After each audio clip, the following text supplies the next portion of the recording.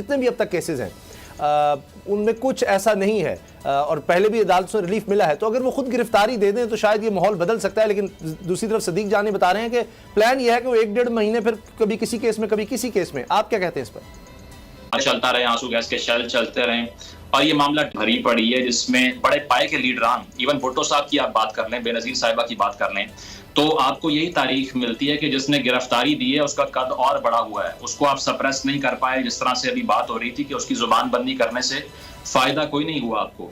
तो मैं तो समझता हूं कि खान साहब के पास एक अच्छी अपॉर्चुनिटी थी, अगर वो इस मौके के ऊपर ये रेजिस्टेंस जो दिखाई जा रही है और जो कि पॉइंटलेस भी है क्योंकि इसका फायदा इन द लॉन्गर रन नहीं होने वाला, आप रेजिस्ट नहीं कर सकते ऑफिसर्स ऑफ द लॉ को। तो अल्टीमेटली अगर आपने उस तरफ जाना ही है तो अगर आप वॉलंटियर करते, बाहर आकर गिरफ्तारी देते, तो शायद उससे मजीद सिंपैथीज गेन करते आप और आपका पॉलिटिकल कैपिटल और बढ़ता। इसका ये मतलब बिल्कुल नहीं है कि उन पर जो केसेस बनाए गए हैं वो फेयर हैं या अनफेयर है, वो डिबेट बिल्कुल मुख्तलिफ है।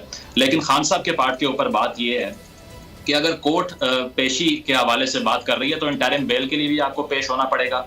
इसके अलावा आपकी 2 जमानतें मनसूख हो चुकी हैं, उसमें भी जाहिर बात है पुलिस के पास एक स्पेस है आपको अरेस्ट करने की।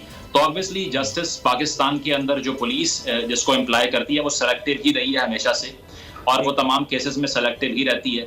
लेकिन बात यह है कि ये अनअवॉइडेबल चीज़ है, ये फाइट लड़ी नहीं जा सकती और रियासत से लड़ना इम्पॉसिबल होता है अनफॉर्चुनेटली। और इसके लिए यही है कि खान साहब अगर गिरफ्तारी देने के लिए आगे आ जाते तो शायद पॉलिटिकल कैपिटल नहीं करते, लूज ना करते। ठीक है, इस पर हम मजीद बात करेंगे और शिव शेख साहब की गिरफ्तारी के हवाले से भी बात करेंगे। क्यों अभी तक जिस्मानी रिमांड दोबारा देना पड़ा है इस केस में, आखिर हो क्या